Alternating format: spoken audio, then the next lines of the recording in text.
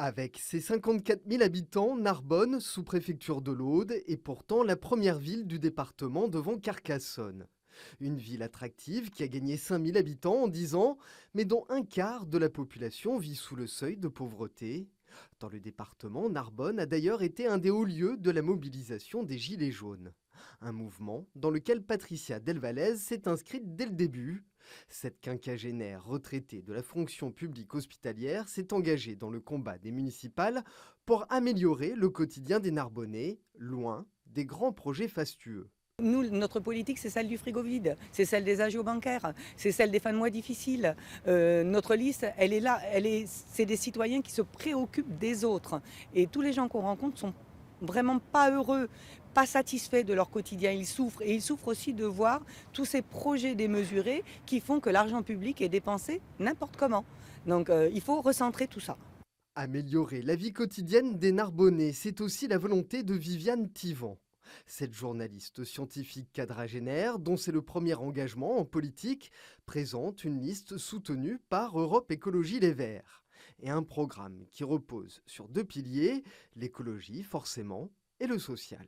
Quand on regarde les problèmes écologiques, quand on regarde les problèmes de pollution qu'on rencontre dans des villes, on se rend compte que c'est les populations les plus précaires en fait, qui sont les plus touchées.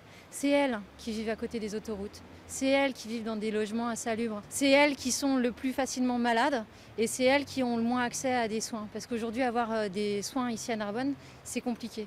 Donc pour nous, le social et l'écologie, en fait, c'est la même chose. Développer une économie verte et vertueuse, c'est aussi la volonté de Nathalie Granier-Calvé.